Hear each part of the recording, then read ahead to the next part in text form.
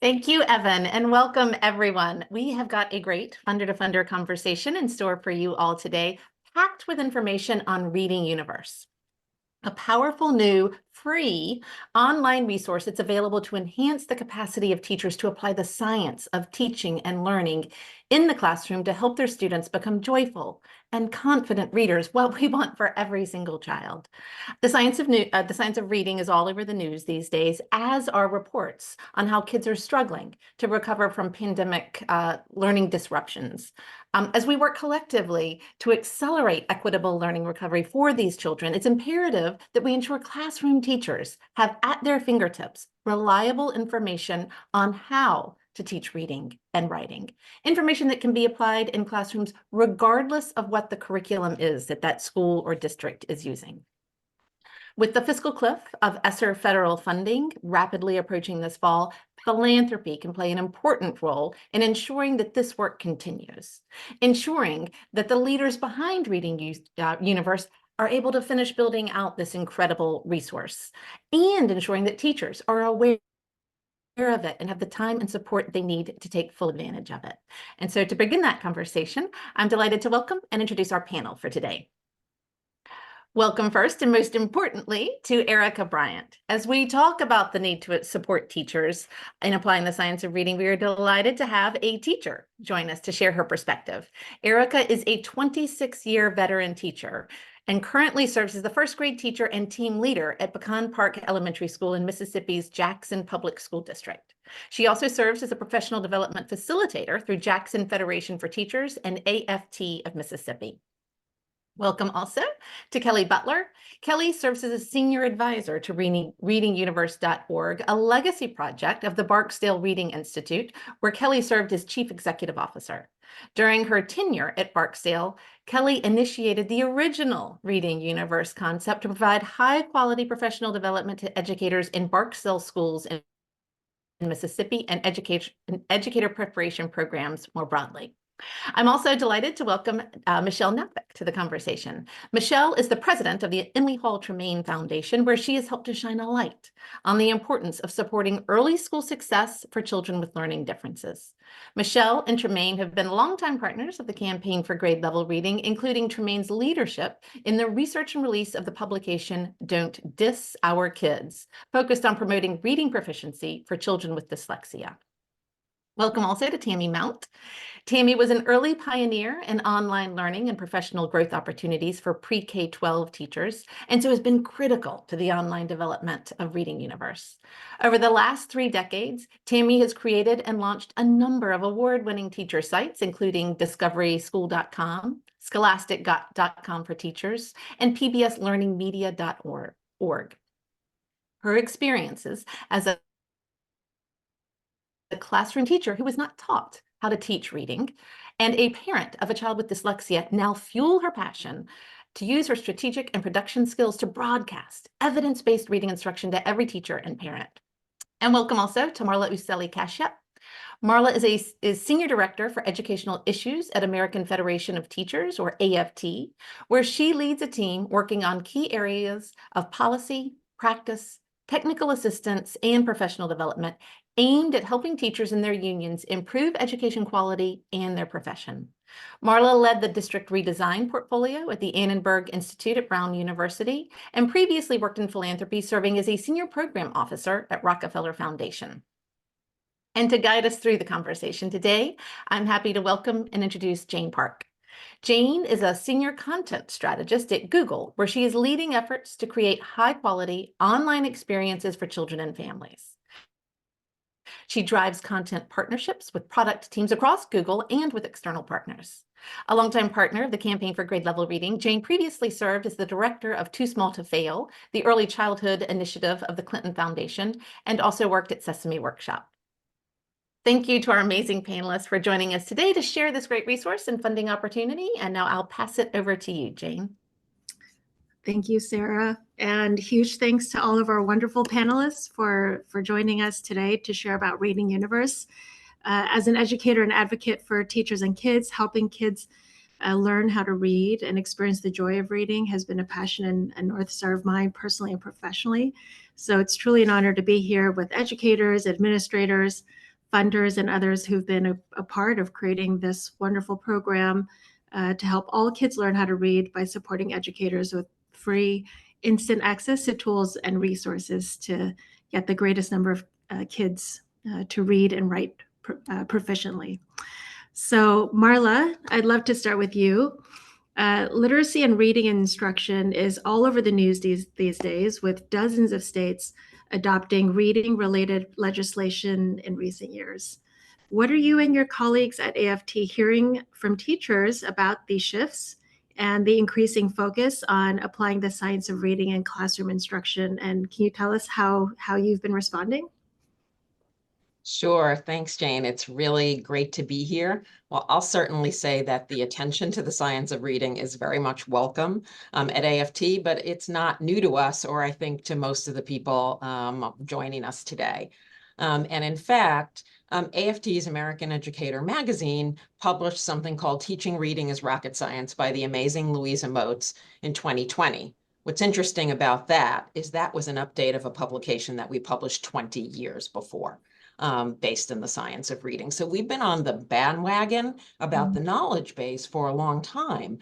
But one of the things we were discovering is that it's changing. Practice was actually lagging, right? So we wanted to know why. We did a survey, nationally representative survey of our members. We have 1.7 million members, several 100,000 of those are classroom teachers.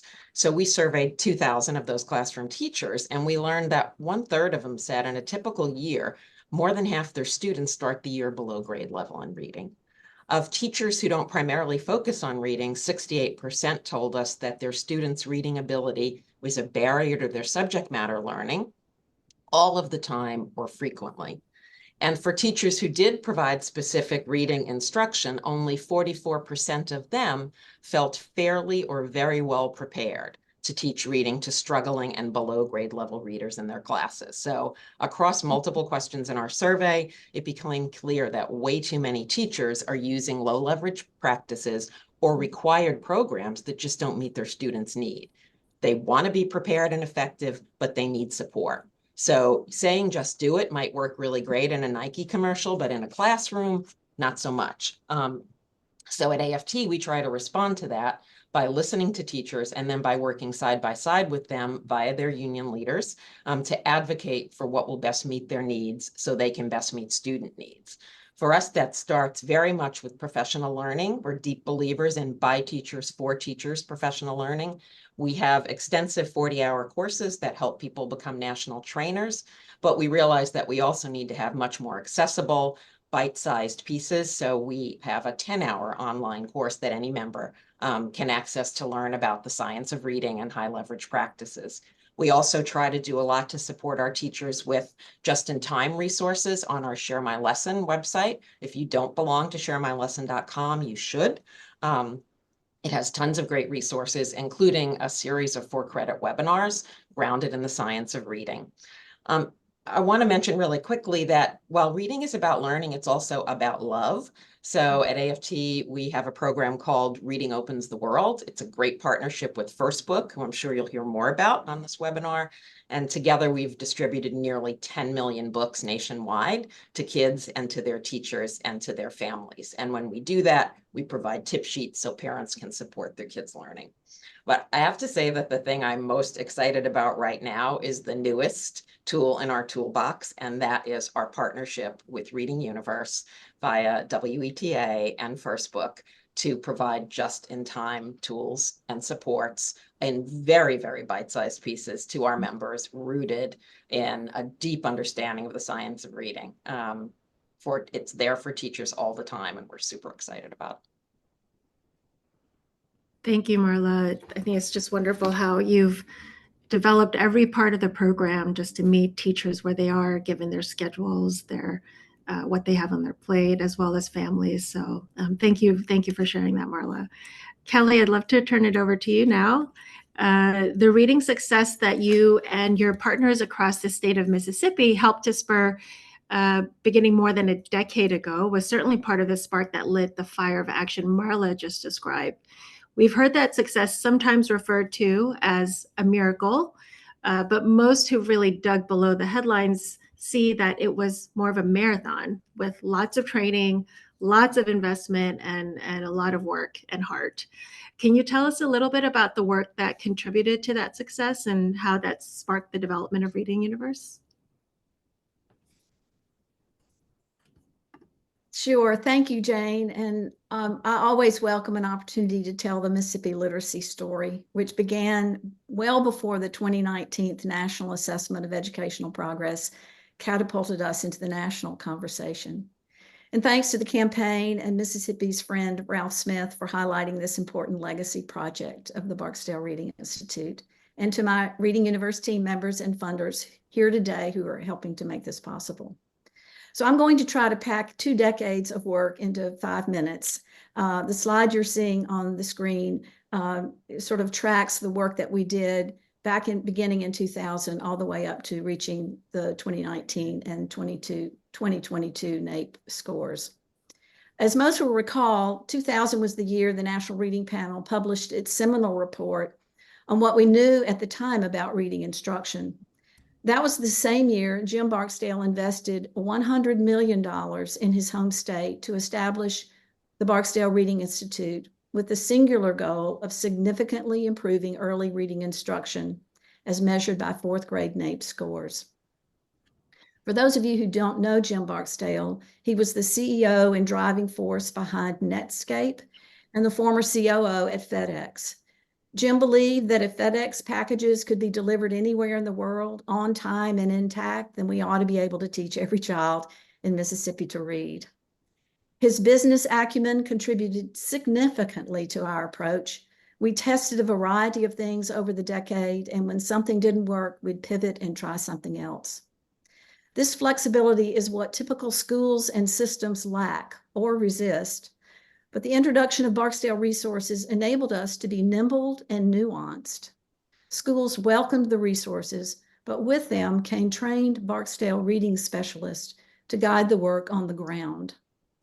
As early as 2000, we hit the ground running, equipped with the National Reading Panel research to embed evidence-based practices across the educational pipeline from pre-K to pre-service.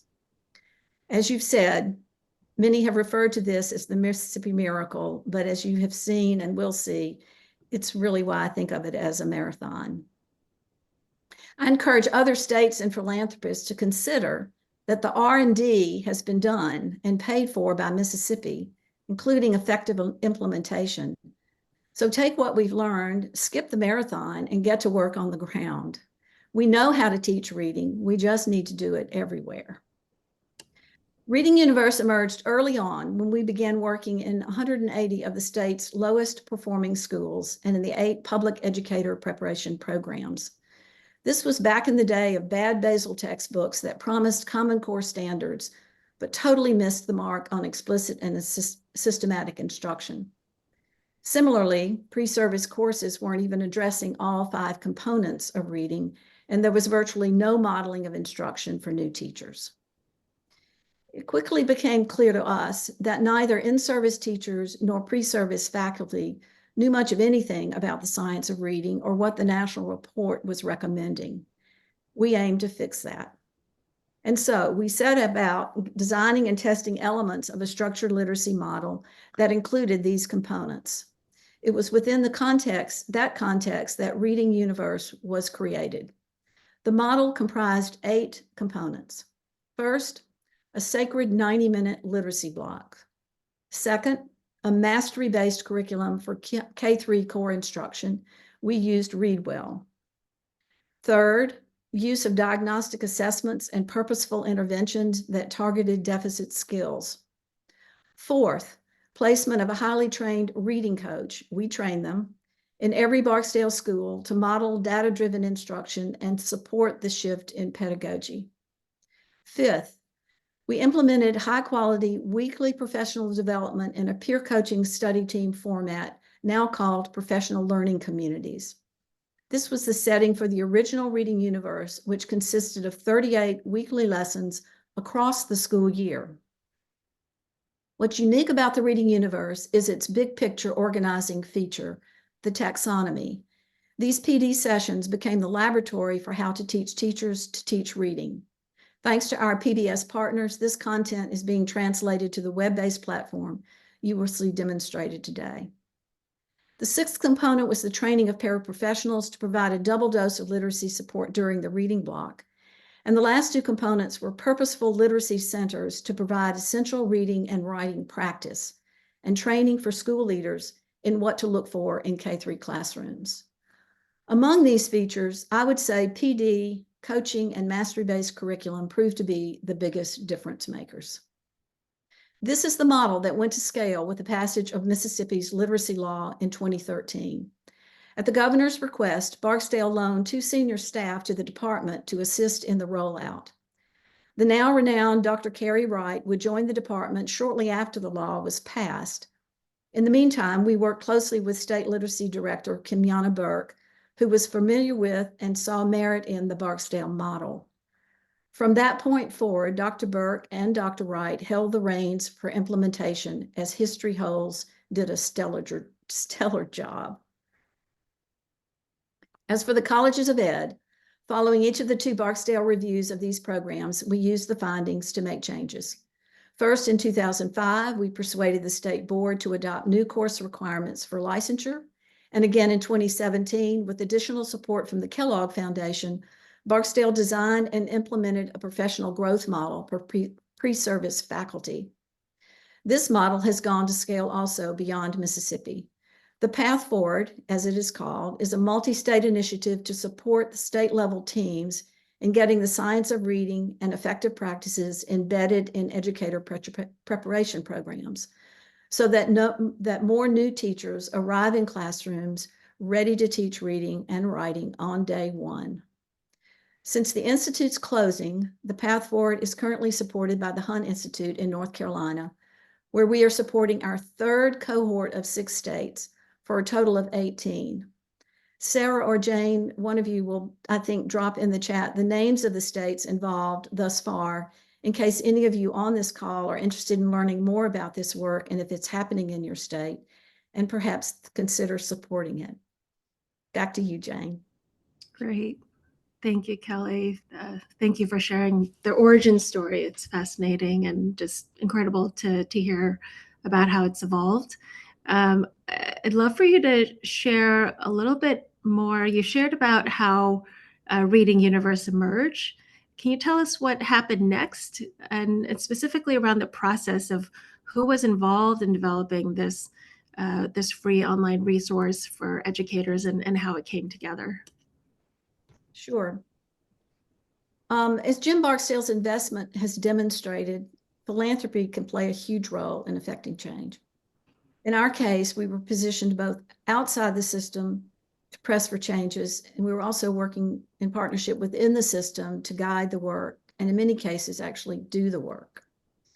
The role that the Institute played leading up to the literacy law was to build a credible engine and resource for the science of reading, and to figure out how to move this into practice, as illustrated by the K-3 model and the higher ed work we've been doing. The law itself was initiated by the governor and the chair of the Senate Education Committee, who had been following the law in Florida. Initially, the Institute was cautious about its implementation, worried that if not implemented well, it would simply punish 9-year-olds rather than transform the practice of the adults. This was perhaps Burke's and Wright's greatest contribution. They emphasized prevention over retention. The law turned out to be a wake-up call, and school leaders and teachers recognized that since we'd been 49th or 50th forever, perhaps we didn't know how to teach reading effectively. So we had the law behind us. We were able to take the Barksdale model to scale, funding this mandate with a game changer, no doubt about it. I think this was one of the best case studies of a public-private partnership, as free agents philanthropy can, and I think should, wield enormous positive influence on the entrenched system of public education. But we need to be sure to measure what matters. Great. Thank you, Kelly. And in terms of the process, can you share with us who was involved in developing the resource? The original concept came to me when I was sitting in the back of a pre-service classroom in the Mississippi Delta. During the mishmash of that day's lesson, it occurred to me that what was missing from teacher training was how content was organized and modeled.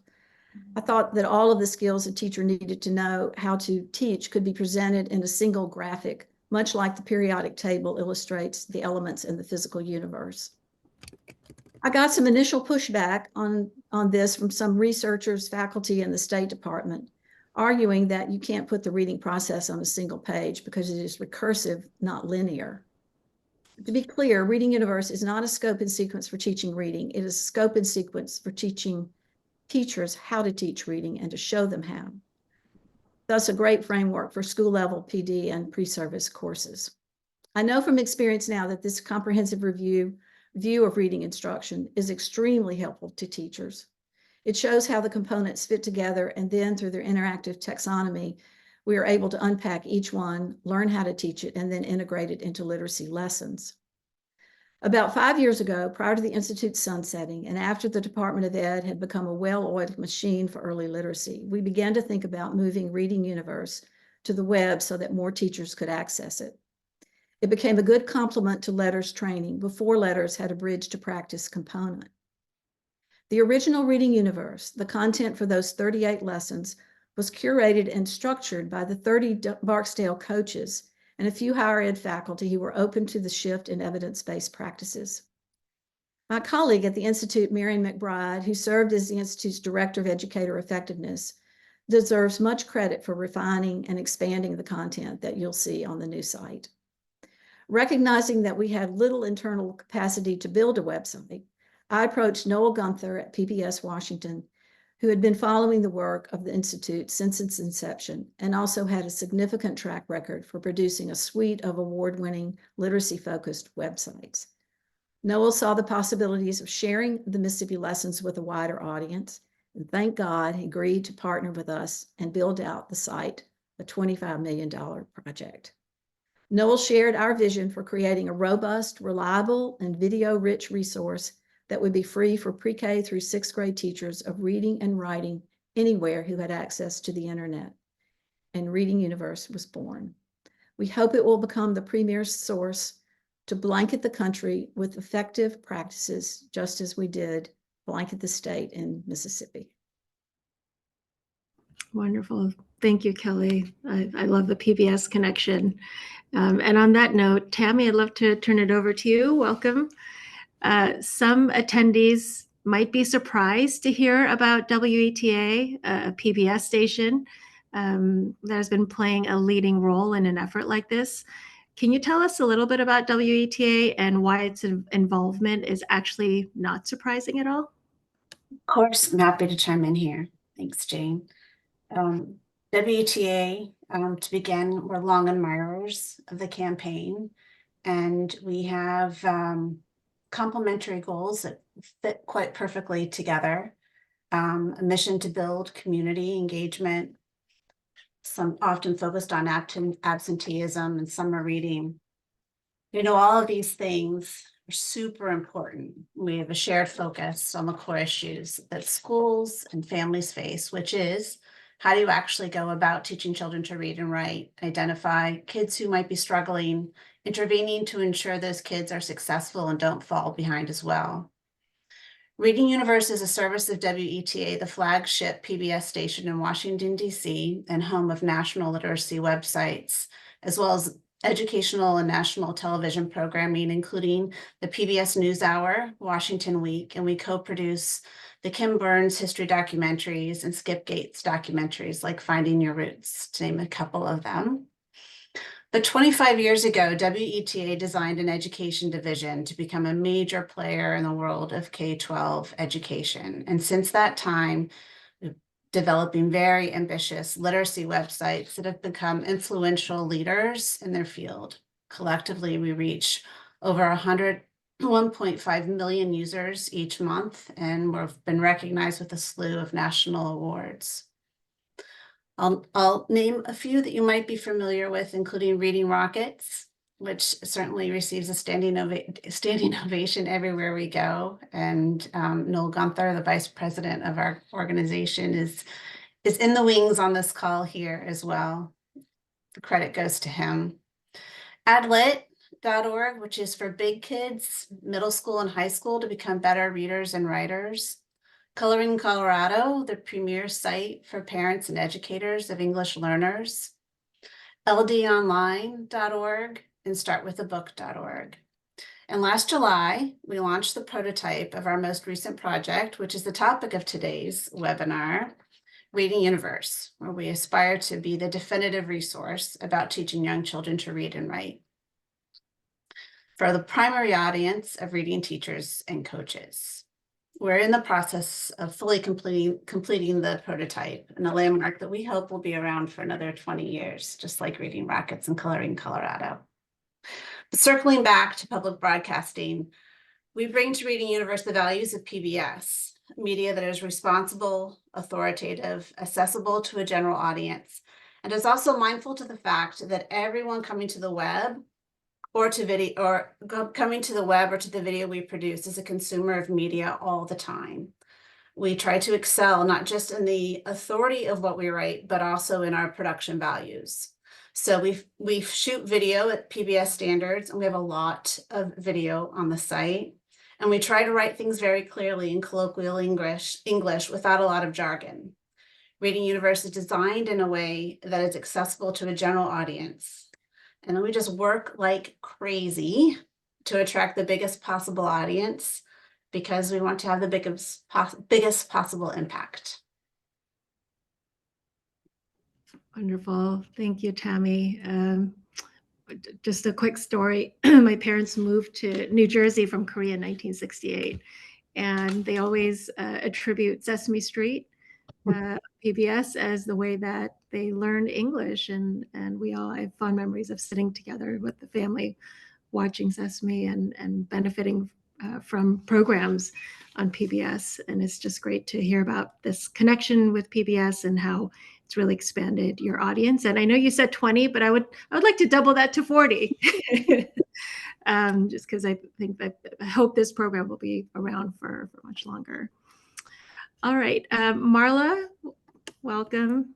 I'd love to invite you now to share about how Reading Universe fit into AFT's strategic plan for literacy, and how do you view it as a resource for your work and educators, and how is AFT contributing to its development and build out? Sure, happy to. And, I have to say, this is not our first walk around the block with WETA at AFT. We were partners in the creation and are still partners on Coloring Colorado, which is such an incredible resource for English language learners. Teachers come up to me and say, this, when nothing else could help me, Coloring Colorado gave me what I need to support my students and their parents. So a long-time partnership. And when we had the first little almost kind of public party for Reading Universe at the big conference that we have for our members, big professional learning conference last summer, and you will laugh that teachers will always be teachers, right? Because this, incredible online resources and what did teachers want? There was a color printout of that taxonomy on one page, and we could not keep enough of them in teachers' hands. So I loved seeing that. In your earlier question, Jane, I talked about our peer-led professional learning, our webinars, and resource sharing on our Share My Lesson community. I wanted to mention one other piece that I think is really important for us to be part of, and then get further into the role of Reading Universe in the strategy. And that is just sort of knowledge building about policy and what it takes to implement good policy. So our partner organization, the Albert Shanker Institute, produced a report last year called Reading Reform Across America. That was a survey of state legislative work, what's been going on, and frankly, where does the legislation end, as Kelly so eloquently described, and the implementation begin? So that piece of knowledge building is also important for us to do as a union, an organization that represents teachers. But we all know that teaching is complex. And frankly, I think time is probably the most precious resource. So, the science of reading, I once said, is based on hundreds of studies, and a colleague corrected me and said, no, actually, it's thousands. And so Reading Universe is doing the amazing work of breaking things down for the most important end users. So it is about teaching teachers how to teach reading. What I love about it is a teacher can take any entry point they want, as I think you'll see soon, and learn their way either through the taxonomy or through a specific strategy or skill that they're working on. The other thing that makes it really powerful for us is seeing strategies in bite-sized pieces in real classrooms, educators with diverse learners, English language learners, students with dyslexia or other learning issues, students who too often haven't been served well by our public education system for reasons that are absolutely wrong, right? So we contribute in a couple of ways. One way we contribute is financial support. Kelly mentioned the overall cost of the project. It's amazing and tremendous and takes a lot to produce something of this magnitude.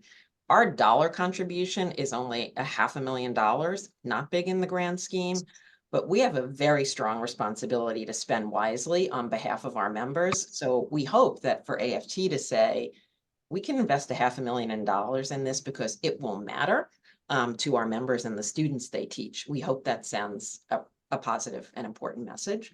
But at least as important, I think, as the fiscal contribution is the deep and broad connections to our members. Literally, they can see themselves on Reading Universe in places like Toledo, New York City, other places. AFT member teachers, and Erica's does more beyond the classroom now, but still a wonderful AFT teacher and coach. Folks like themselves who are actually doing this work. So our job is to really get the word out, drive teachers to it, and directly touch teachers with what they need, when they need it, in the way they like to learn. And I think that is the gift of Reading Universe, and it's really important to AFT in supporting reading instruction. Wonderful. Thank you, Marla. Speaking of teachers, hello, Erica. We're thrilled to have you today, live from the classroom. Thank you for being with us. We're so delighted to have you here with us to share your insights and experiences as a classroom teacher using Reading Universe. So Erica, would you be able to share about how you've used it to enhance literacy instruction in your classroom, and how are you sharing it with teachers in your school? Sure. Thank you, Jane. And I'm so glad to be here as a part of this wonderful panel. I was just chuckling a little bit when Maria said how important time is to teachers. Yes. Just having something at hand is something that I feel Reading Universe has really offered us. Just a little background story concerning Reading Universe. I am one of the teachers that benefited from the Barksdale era of this, which was our pre-era. Barksdale had just come into our district. I was a first-year teacher. It was wonderful to have a reading coach to come in and teach us the how to teach reading to our young students and how to get them to learn how to read. The hands-on and the one-on-one coaching was so needed, especially for a novice teacher and those of us who were just coming in. As time has traveled, as you've seen, technology is now our world. And so Reading Universe is now giving us that same type of coaching, but yet in the snippets and in the small pieces that we'll need in order to make sure that our students are getting what they are needing to gain the reading skills that's needed. I utilize it quite greatly because I love what's offered. It's a taxonomy, the way that it's all on one page. You can go back and kind of say, okay, I can adjust this for this student here because this student needs a little bit more in phonemic awareness, or they may need more with the phonological aspect of joining words together or creating sentences. Well, Reading Universe takes the time to break down by levels, maybe something that can be very specific to certain learners that I deal with. In my classroom, I'm a first grade teacher. I'm actually teaching at the school I went to as a child. So very invested in where I am and what I'm doing. So to see these little ones, and I teach first grade, to see them catch on based on, and if there's something that I may need to refer to, that I may have a student that maybe I need to learn how to do something a little bit differently. Well, Reading Universe offers us as educators the opportunity to have on hand a tool to go to, and it's very detailed in the way it's set up. So we're able to quickly, which once again deals with the time issue that we're often faced with, to find out exactly pinpointing those skills that we can benefit from. Another thing that I really enjoy are the videos that's available to me, where I see another educator, maybe not from Mississippi, but from another area that has shared who will share that lesson in a step-by-step of how it was implemented. And a lot of times, we, just like our children, we are visual learners as well. And so it's awesome to see other educators be represented on the site as they are sharing their experience using the same information taxonomy, the ideas, the lesson plans that Reading Universe offers. So it's an amazing website, and I would recommend it to go worldwide. I really would. Worldwide for many years. Thank you, Erica. Erica, can I just probe a little bit? It seems like this program has also created a community between teachers as you're learning new skills, and the program is equipping you with tools. Can you tell us a little bit about just the community that it's fostered between the teachers at your elementary school? Yes, we do PLCs here where we plan, either grade wise or even laterally, trying to make sure that students have what they need to before they go to the next grade, or what they should learn before they get to our grade. And so our PLCs are very are used for various measures. Reading Universe is a great way for us to present us as a mentor. I'm also a teacher mentor for our new teachers, or any teacher who may just not be reading. It's not their area. They may be more of a math teacher.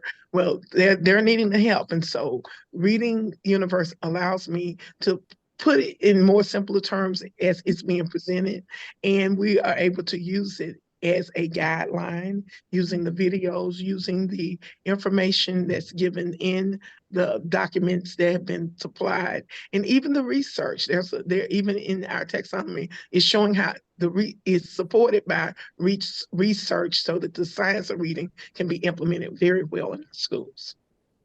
Great. Thank you, Erica. All right. Well, Tammy and Kelly, now I'd love to invite you to walk us through the Reading Universe site. We get an inside look and a tour of the site itself. And if you could explain a little bit about how teachers are utilizing this specific resource to bring a little bit of life to all the wonderful things Erica has shared. Great. Thank you. Tammy, you ready for this roadshow? Yeah. Tammy's at the master controls, and there's lots here. We're adding content every day, but we're going to show you some of the highlights. So over to you, Tammy. Okay, Erica, thank you so much. I can't tell you how exhilarating it is to hear you talk about what Reading Universe has done in your community, and the teachers with whom you practice teaching, and just around your professional growth. Thank you. I took tons of notes while you were talking. And with this opportunity, I want to emphasize a little bit of a thread that everybody has been mentioning, and this is the research, because Reading Universe taxonomy is built out of the research, and this website is that bridge from the bridge between the reading research and the educator's instructional practice. The website is organized to do these two things. We want people to understand the big picture. We want people to understand how the brain learns to read. and to know the context in which we teach reading. So on the site, we have sections that allow teachers to take both tracks because both are equally as important. And the area that we call the big picture, and I'm going to start here because in the big picture, we really start with the basics and the grounds of research. When I first became aware of what I didn't really know who to read about. You know, Louisa Moats, somebody said, well, if you see Louisa Moats in the list, in the bibliography, you know it's going to be something that you want to listen to. But it was really hard for me to know who to trust. And so in this section, we really shed a light on not only the research, but the national picture with the urgency around why the time is now. So starting off with this article by Sean Reardon and Sadie Richardson at the Stanford University, it outlines the trends in the reading achievement gap. It shows where gains in reading and reductions in racial disparity are improving, but even more, where improvement is needed. And then that's followed by the compassionate video by Kareem Weaver, where he talks about teaching teachers how to teach reading has become the cause of his lifetime, and that teaching to read is a civil right. And then that's followed by the 10 maxims by Dr. Reed Lyon, what we've learned from 50 years of reading research. So these 10 maxims, I'll just bring them up on the screen and for everybody just to kind of quickly glance at, and you can come back and look at them and actually take a look at the entire bibliography here, which is all of the research of 50 years that went into these 10 maxims. But the overarching message here is that learning to read is a complex process involving multiple abilities, skills, and knowledge, and each is essential, but none is sufficient on its own. And that's really where the taxonomy comes in. How teachers can work all of those skills around in that whole 90-minute block. It's not an isolated lesson on phonics for 10 minutes, followed by an unrelated spelling lesson, followed by an unrelated vocabulary lesson. The big picture is really important, and it boils down to this example. Timely topic video by Margaret Goldberg called How Children Learn to Read. Margaret's video on our site is it's like taking one of the best presentations from a reading conference and putting it into a multimedia presentation where Margaret, classroom teacher, reading coach, works in Oakland, moved from one school district to another, and in the first school district where she taught, all of the kids in her classroom had families that could bring tutors to help their kids. The next school district she went to, parents couldn't hire tutors to help the kids how to learn, and she suddenly realized, I've got to learn, and dug into the research. And so this whole hour is about Margaret explaining the research as a teacher needs to hear it. It's broken up into chapters. And so if you don't have a whole hour at one time, you can go to each one segment of chapters. And we know this is actually how a lot of teachers are viewing it. It's a whole introduction to the science of reading, an overview of the simple view of reading, learning how to identify, blend, and manipulate sounds, going into recognizing letters and decoding written words. And you notice I'm not using terms like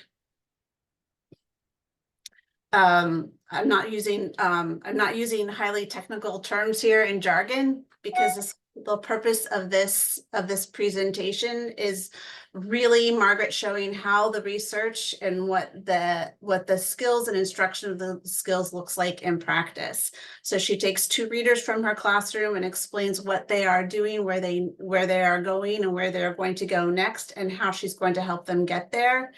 And that all of this process and what's happening in the brain, she's explaining it right there on screen. And we match it up with animations and video to help the teachers follow along. This is an impressive video. It has over 300 watch hours so far. And we expect that our other timely topics will similarly have a loyal audience, because we know that coaches are directing a lot of their teachers to this timely topic. And we also recently launched teaching reading to children who speak African American English by Dr. Julie Washington. So that's the big picture. Teachers can explore the site, all of the resources for teaching reading through the Explore Teaching Topics, which is a browse functionality on the site to get to individual assets by keyword, topic, or resource type. They can also go through the taxonomy. You've heard a lot about the taxonomy in this conversation today, and this is it. For 12 months, we developed a way to take the placemat that Kelly or Barksdale Reading Institute often called the list of the printed taxonomy, to make it an interactive, navigable resource on the website. So under the umbrella of the simple view of reading, we have word recognition, which is made up by phonological awareness and phonics, followed by language comprehension and reading comprehension. And around all of this is assessment, fluency, writing, and the structured literacy approach practice. Clicking on any of the plus signs will open up that area of the taxonomy into discrete, smaller skills that make up all of phonemic awareness. For example, we have phoneme identification skill explainer, phoneme segmentation and blending skill explainer, and phoneme manipulation skill explainer. And the skill explainers is where you will find the core of what teachers are looking for or need to know in how to prepare for the lessons, and how to know and meet their students where they are in their learning, so that every child in the classroom can succeed. I'm going to take a little sidestep into our skill explainer on letter names and letter sounds to give you an idea of what is deep into the heart of the reading universe taxonomy. So when a teacher is teaching letter names and letter sounds, basically they're teaching the alphabetic principle. In basic terms, it's from speech to print. Our skill explainers are made up of anywhere from 3 to 6, 7, 8, 10 modules. And each of these modules takes teachers step by step and explains to them what they need to know to have a confidence and fidelity, to have confidence to teach it with fidelity to their students. In the overview, it's a simple explanation. You'll notice that if you hover over, click on words that are maybe unfamiliar to you, the glossary pops up. Images, if teachers are just glancing, we have imagery to help them hone in on what we want them to see, the sound for the grapheme letter B. We explained that there are 44 sounds in English, 26 letters in the alphabet. And Erica was talking a little bit about what she likes about the website, and that's seeing teachers teaching the skills in a classroom. And I'm going to show you this quick look. This quick look by Carla Miller, and she's working with her kindergartners. And when people talk about accuracy and fluency, this is what accuracy and fluency starts to look like with sound letter correspondence. And I am going to look to you, Jane, to give me a thumbs up if you hear my audio, please. Okay.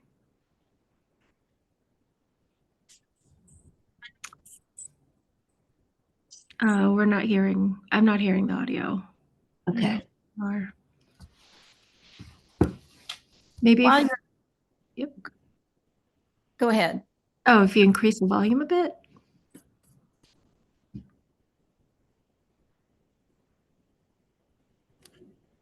While you're adjusting that, when she brings the screen back up, pay attention to the orange block to the left of the overview. And maybe Tammy can scroll back up to that. It gives you a sense of the whole skill explainer. So you can march through it one step at a time, or you can cut to the video or whatever resources you're interested in. Those are click down boxes that take you right to the space on the website. Yep. That's great. Okay, I do have audio working now, and I'll start over. It's just a quick 30-second video. We're just going to say the name of the letter and the sound. Are you ready? G. Y. Okay, let's do that one more time. Y. E. Long sound. E. Good.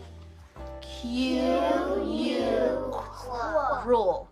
Q and you are Stuck like glue.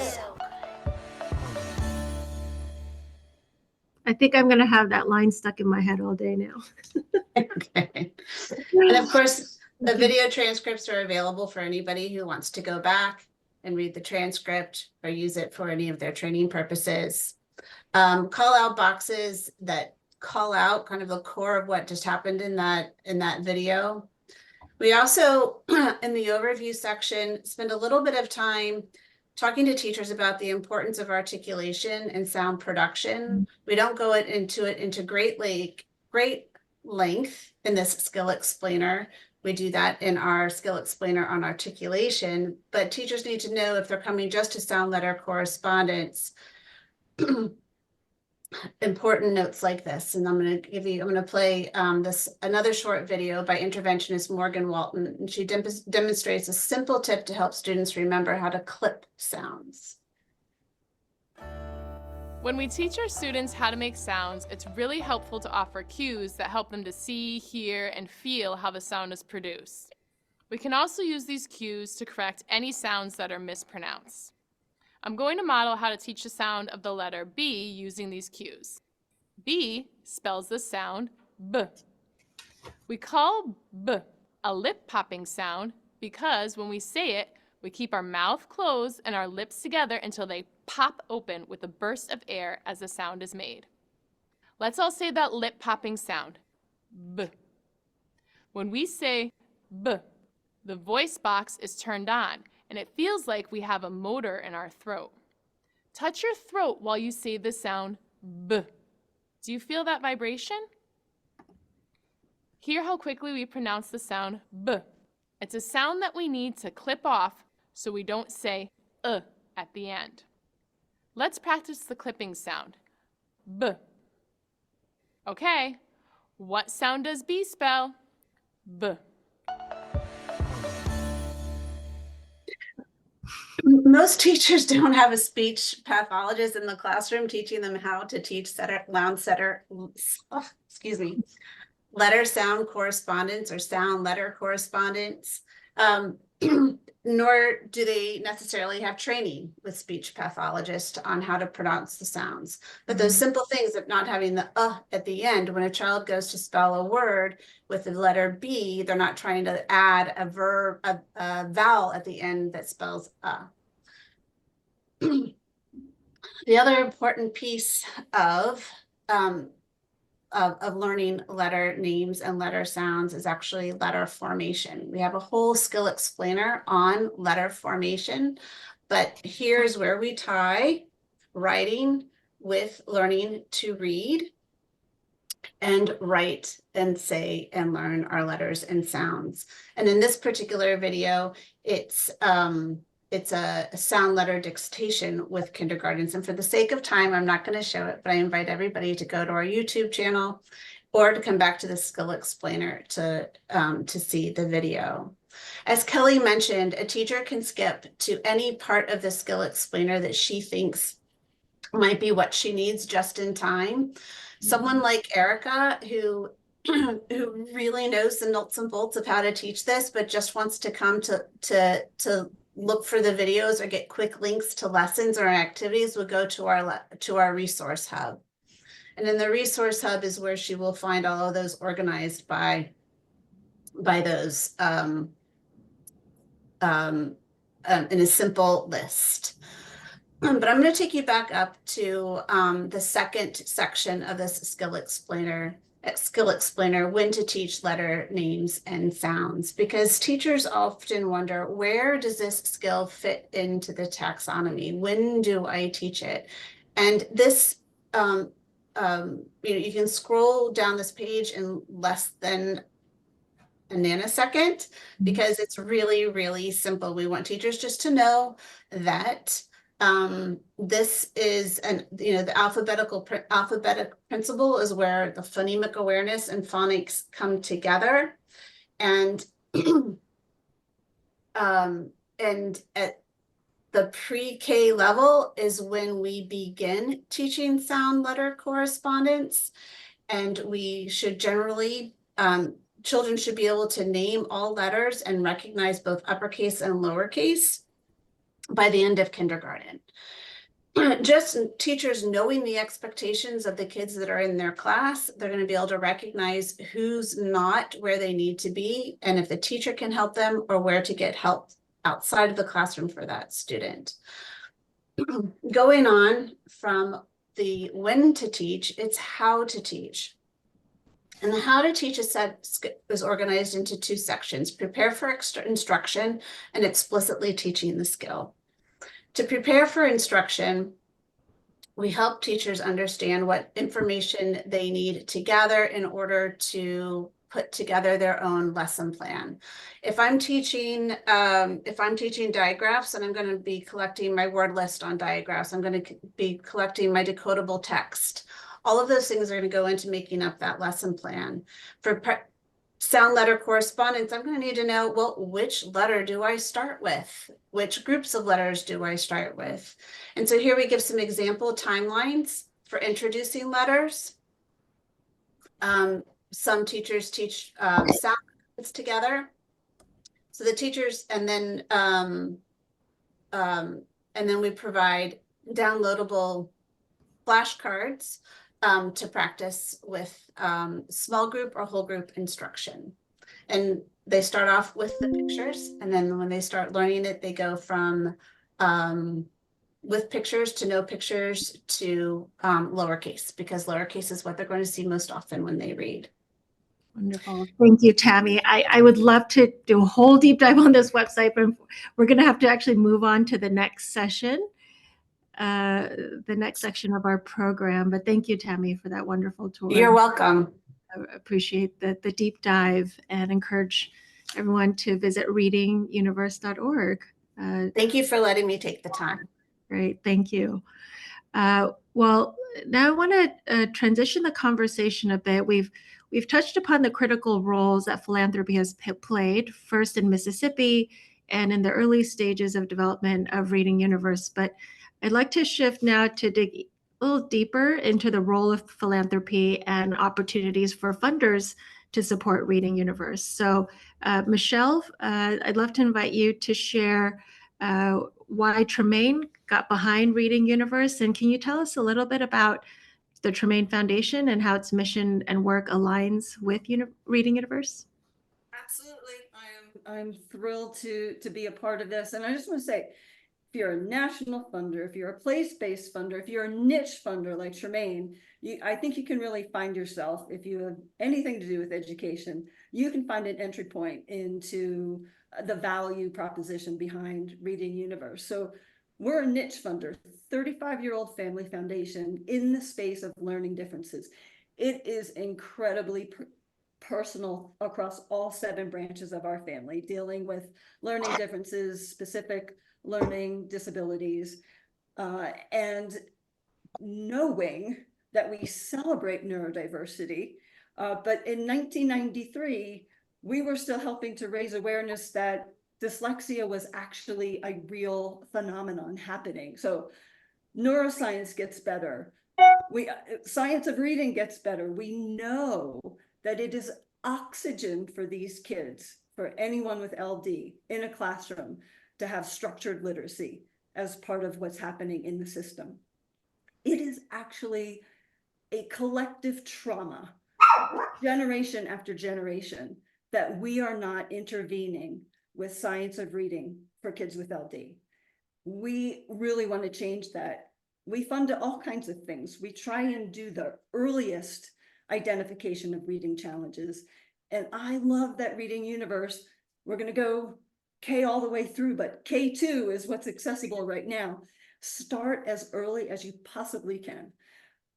And while we fund around teacher professional development, teacher preparation, skills development for teachers, it's that just in time implementation piece that sometimes is so critical for teachers. Where do they turn when they need that nugget of information from the taxonomy right now for free, anytime on WETA's platform? They're going there. It's all presented. It's all wrapped up in a neat bow. And don't forget to go beyond the teachers. Anyone who funds like principal education, principal awareness around science of reading, superintendents around curriculum development. Where are the leaders in these schools, and how can they too understand what is necessary and what they want to be able to see in their classrooms with really trusted partners like WETA, who can produce videos that are really engaging and really instructional. So that's part of what I want to talk to. We're going to bring some other funders in here and talk about some other roles though too. So Wonderful. Thank you, Michelle. And just echoing what you had shared, that there's an entry point for any funder here. There's an entry point. I just love what Erica and others have shared about just there's so many entry points for teachers and most importantly for students to benefit through this program. So I'd love to turn it over now to Michelle again, as well as Marla and Kelly. Back over to you. How can Reading Universe support what roles can philanthropy be playing right now, especially state and local funders, as states and school districts are facing declining budgets and funding cliffs? These are real realities. So would love to hear from all of you on the role that philanthropy can play. Well, I would jump in and say that we need you to bring your voices as well as your dollars into this conversation. You can lean on colleagues like Michelle and Marla who understand the literacy landscape and the challenges that teachers face, but they also have remedies and know what to do because they are knowledgeable about reading and reading instruction. To that end, it may be useful to bring literacy experts onto your staff, or make sure you have someone in the wings who can help guide the work that you are funding. And like Barksdale, you might consider funding a statewide or district or school level pilot that sort of works out the kinks of implementation that could then be taken to your state to scale up as we have done here.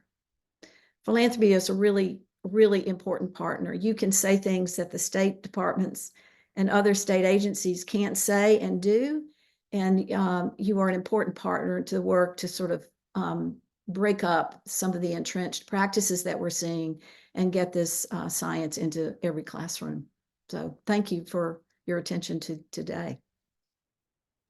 I love that, because even if you're a funder who cares more about advocacy than maybe in the classroom teacher professional development, like think about how systems change happens, bottom up and top down. Reading Universe can play a role in helping legislators to understand the challenges and what science of reading looks like. Imagine playing one of these amazing videos in a legislative session or something like that. So I think it's really versatile in terms of its use. And if you're a funder and you're in the advocacy space, I could see the storytelling power of what Reading Universe offers is something very special. I'd love to jump in. Michelle, what you were saying a couple of minutes ago really makes the point that I want to make, and your passion and your enthusiasm and showing what Tremaine has been able to do. I think funders play an incredible role in making people feel that hard things are doable by the kind of supports that they provide. And I don't know if folks have been following the education recovery scorecard work that Tom Kane is leading at Harvard. And we're seeing that places like Philadelphia and Chicago are making gains comparable to where they were pre-pandemic in important areas of reading and math, right? Not to say that's anywhere near the whole ballgame, but to say that with investment, with doing good strategies, things can change. So I think it's really important to hear that message, and Reading Universe not only shares the message, but it shows you a how. So I wanted to kind of put in a pitch for thinking about working locally and nationally kind of at the same time, because funders have all kinds of different entry points. So if you just think about Reading Universe, ultimately in our wildest dreams would reach every teacher in every elementary school in the country. You know, it's a small goal. I think it was Kelly who mentioned earlier that it's basically a $25 million project to get it to the level that we want it to be, and even beyond what you've seen today, which is already amazing. So if you think about 65,000 elementary schools in the United States, and you looked in your own community and broke that number down, right, that would be about $400 a school. So if you can even think as a community funder that putting those kind of resources into supporting Reading Universe, WETA, and its partners actually makes a difference and will help the primary goal, which is a great resource that stays free. The other thing that I want to add is, while it's a resource on its own, right, a standalone resource, Kelly, you talked about, communities of practice and working locally. The most precious resource, again, it's time. If you as a funder can create some time for educator collaboration and work using resources and tools like Reading Universe, that combination of the national and local, I think can make a huge difference. It's also a real compliment to the work that the campaign is doing for school readiness and for after school and summer programs, often run by community organizations working in concert with schools. It's a great resource for those who don't know a lot about reading, but are tasked with trying to meet some of those gaps that the campaign is trying to fill. Absolutely. Too, if you're trying to build teacher professional development on a shoestring budget in a school, right? We want to see as much teacher professional development and teacher prep change at that systems level, right? But along the way to those changes, and you're a principal and you want to offer professional development in the science of reading on a shoestring budget, where do you want your teachers to go? Point them right to Reading Universe, right? And, Tremaine saw the value of this right away as complementary to everything that we have been funding. And, we're a foundation that distributes maybe $4 million a year, maybe 900,000 in the space of education. And we put $100,000 down. So like more than 10% of our budget, almost sight unseen, because of the partners, because of WETA, because of Barksdale Reading Institute and what happened in Mississippi, showing the systems change is possible, getting that out everywhere it can possibly go for free.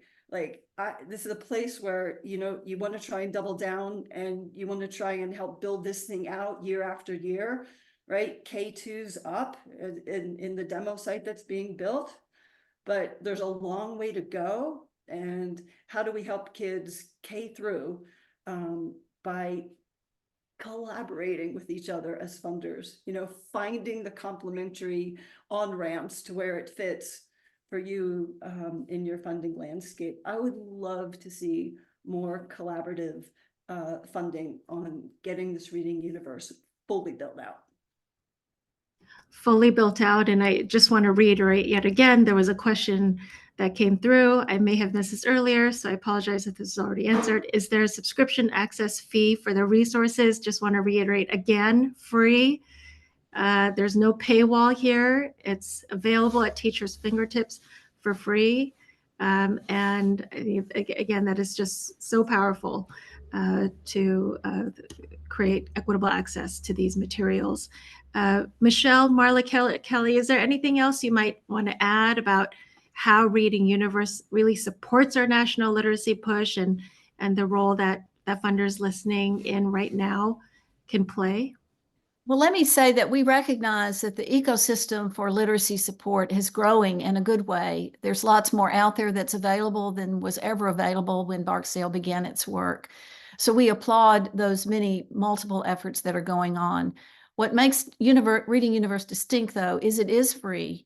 It is also a comprehensive scope and sequence for how to teach teachers to teach reading.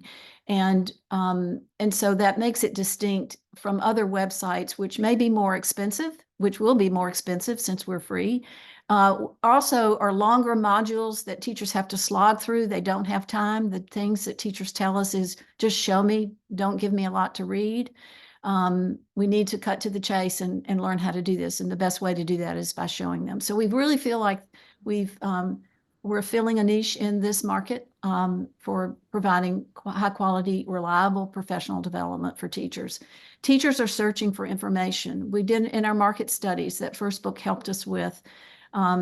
We learned that about 79% of teachers are going to sites that may not be reliable for resources, but they know that when they come to Reading Universe, it's backed by the research, it's fully vetted by our panel of reading experts, and it's going to give them practical tools. I also want to address the question that had to do with grade spans. What are we doing around pre-K and what are we doing for above in middle and high school?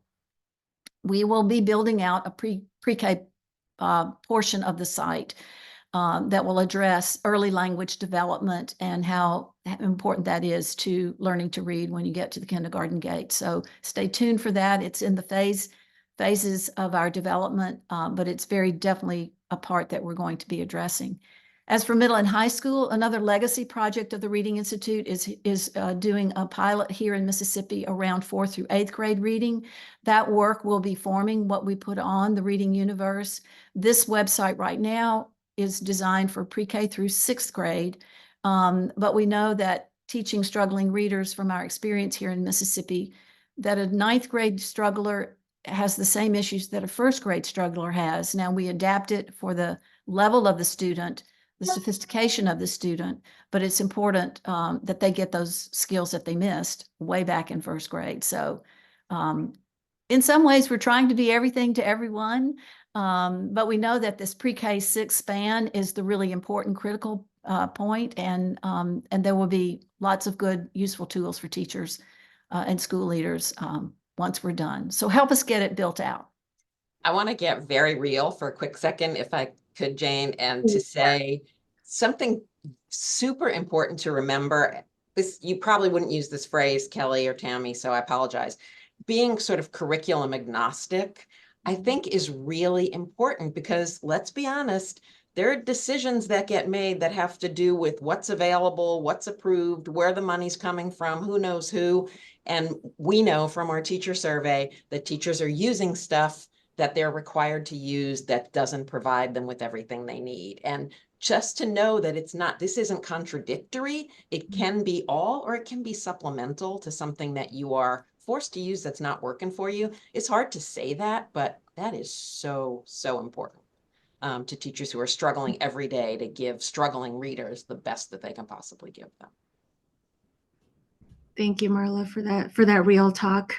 Couldn't agree more. We did receive this question here. Can you talk more about what funding a pilot could look like? Feel free to chime in.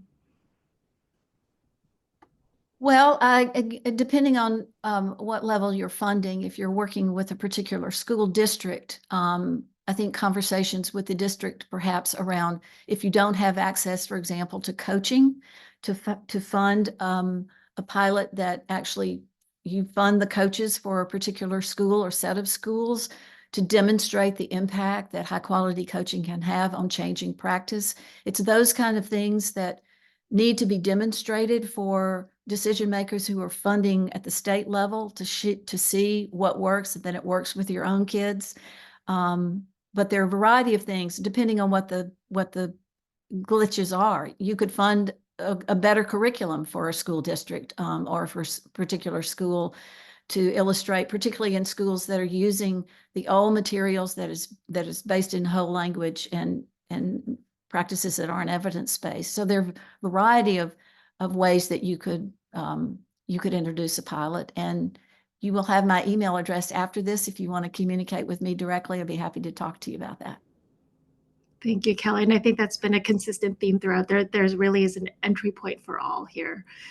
So thank you for sharing. We did receive this question here, and I think some of you did allude to this, the focus on family engagement and the partnership with First Book. This is wonderful for K through 3 or later. I worry that kids are not wired for language or aware of enough words by the critical time around 3, when the brain growth is nearly over. What can be done with parents and childcare providers to support phoneme and word awareness in spoken language before reading can occur? Well, again, there will be some materials on pre-K that Lucy Hart-Paulson, who is one of the national experts around early language and oral language development, is one of our advisors and will be working with us on that. We have not begun to introduce the below kindergarten level of material yet. As I said, we can only do as much as we have staff to put it online, right, Tammy?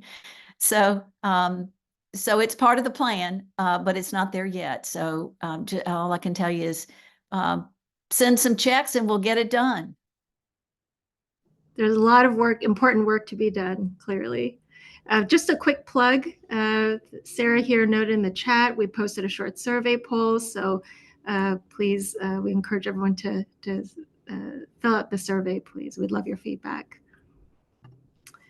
You know, another opportunity as you're looking at that survey is your pre-service programs. If you're in a state and you're worried about the production of teachers getting into classrooms that aren't ready to teach reading on day one, and there are a lot of them out there. This is work we've done for 20 years in Mississippi.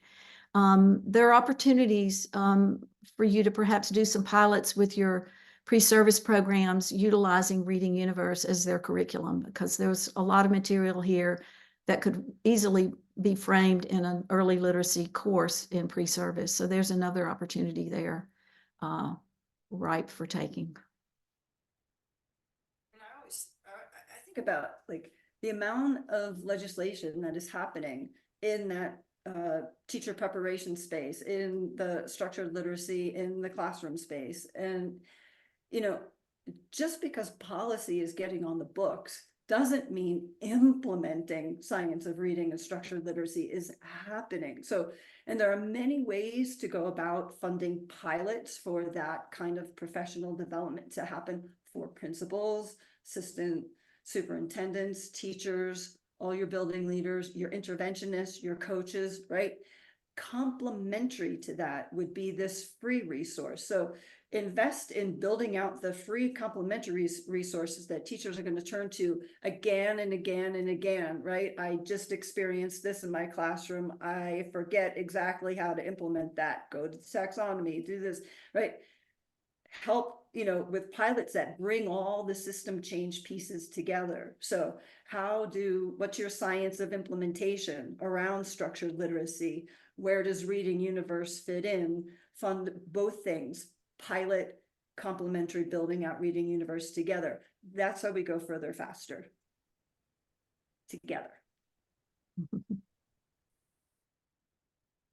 Wonderful. Well, we've heard so much about the impact. We've seen the stats. We've seen the metrics. We've received a beautiful tour of the site itself and all the resources. I'd love to bring it back to Erica from the classroom. And if you could share with us, if you could bring some of this to life a bit through a story, if you have a story of a particular student that may come to mind, maybe even a teacher, but would love to hear from you on any stories of the impact that this program has made. Yes. Well, as a first grade teacher, our classrooms could vary from students who have had pre-K kindergarten to students who have never been to school because, of course, kindergarten is not mandatory in our nation yet, but they are mandatory to come to first grade. So for those students who may have not had in-school experience, may not have had the the foundations of even how to form letters, what letters look like. How the Reading Universe really takes us there. And I was so excited to hear Kelly talk about them implementing in the future the pre-K elements to it, because even as a first grade teacher, that will benefit me greatly because of the levels of learners that come into my classroom every year at different times. So just different things like having children that we may have that show forms of autism, or they are sensory driven. There are techniques that the science of reading can kind of guide us through, that we may can even amend some to just make sure we're meeting the needs of those students as well. And so that's a guiding force for us. And just for it to be so accessible, something I can pull up during my break time, or something I can use during my planning time, or to help me build my own lesson plans. It is such a benefit for us as educators to have the support there at fingertips, that's there. And also because I know that our community and our state also pushes fidelity as far as it being resource backed when we use. So that's one thing that I've also liked about the website, because it also will give you the what does the study say? How is this going to how does the practice actually work? And then to also see it demonstrated in the smaller videos. Well, maybe I may struggle with how to present a lesson. Well, to see another teacher present it in a way, it helps me to know, okay, I know what I would need to do, even if I would have to amend it for that particular child that I'm working with. So great benefit throughout it. And I'm looking forward to see it advance greatly, even to our higher grades and lower grades. Thank you, Erica. We have some funders in the room here today, and I'd love to, if you can share a little bit. Is there a message that you may want to share with those who are learning about Reading Universe and potentially supporting this effort, and kind of what has brought you joy as a teacher in accessing all these materials, and any message you may want to share with them? I'd love for folks to put in the chat what they think their biggest challenges are in the communities in which they reside. Is it leadership? Is it lack of access to PD? Is it bad curricula? What are the issues that you're facing?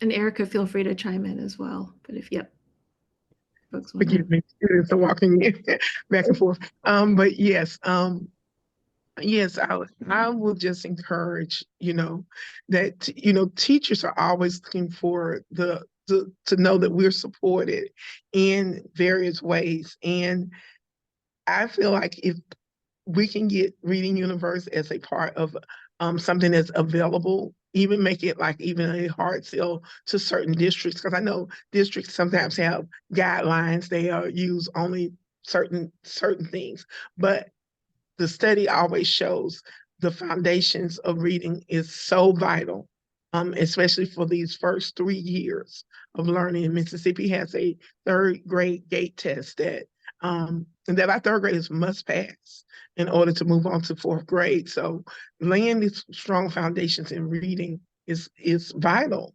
And a lot of our maybe novice teachers may not have gotten the stronger end of being taught the reading of science. They're learning through professional development, through mentor teachers such as myself, to try to get the knowledge that's needed. Reading Universe offers me that platform where I can go and grab what I need to teach a PD, or to do or professional development for my colleagues and those that are coming in, and also even future teachers that are coming in. So I find it such an amazing platform that I really would just hope that will really be beneficial. And of course, I'm Mississippi proud, being that it started here in this state. And so this is just another great thing that our state has to offer that can change the world. And I just appreciate that. Wonderful. Thank you, Erica. And thank you to all of our panelists. Any closing thoughts anyone would like to share?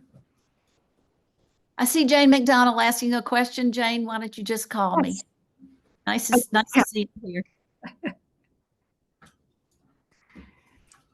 Minnesota has a strong focus on PD and curriculum problem solving. How do we bridge from SOR knowledge to implementation and de-implementation? Okay, so Jane will Fund a be, pilot. You could fund a pilot, Jane. yes. Julie's asked a question about limited PD opportunities, older curriculum lacking strong. There's again, there's some opportunities there for some pilots to demonstrate what you think needs to happen. And then when it works, and it will, because it will be evidence-based, you're on your way. That's part of it, is showing districts and teachers and classrooms how things could be different and what happens when you do the right thing. Thank you, everybody. Thank you. Well, thank you to all of our panelists. Yes, Michelle. Just the feeling in the classroom when you see this high quality structured literacy going on, right? It changes everything. It changes how teachers come to do the thing that they wanted to do, which is teach reading, like tears of joy will fall. It's the magic that happens. And so reading universe can be a key to that sort of passion turning back on in our schools with highest quality reading instruction happening, supported with the trust of teacher to teacher kind of demonstrations. I love it. Wonderful. That is a beautiful comment to end with. I mean, teachers went into teaching because they want to support kids in succeeding, and this is a great resource to help them do that. Thank you all so much to our amazing panelists. For Kelly for helping to kind of spark the development of this resource by testing it out and doing the R&D in Mississippi. To our funders who are investing in and building it out. To Eric, our on the ground voice and perspective about the power and potential and importance of this amazing resource. And to Jane for walking us through this incredible conversation. Thank you all so much for joining us today. And thank you to all of you who joined in and listened in and got to be as excited and inspired about the potential of this resource as I was. We'll be sending out a follow-up email. We'll share some contact information for those of you who might want to kind of continue the conversation about how we can continue to build out Reading Universe so that it can reach all of the children across the pre-K to 6 span, and then adding on early learning and high school and middle school later on. I hope you'll continue to join us for future conversations. I dropped the link to our website where you can learn about or register for other sessions. We've got some of them listed here on the screen right now. We've got another session that will be starting in about an hour. If you'd like to learn about one of the big bets of summer learning and how that's helping to accelerate equitable learning recovery. And we've got another big bets working session that's focused on teacher PD next Tuesday on the 27th, engaging with some leaders in teacher PD and training so that you can kind of continue the conversation on how to see where that is gaining traction and helping to support children. But most of those cost money, and Reading Universe is free. So let's finish building that out. Thank you again. Have a great rest of your day, and see you soon. Thank you all.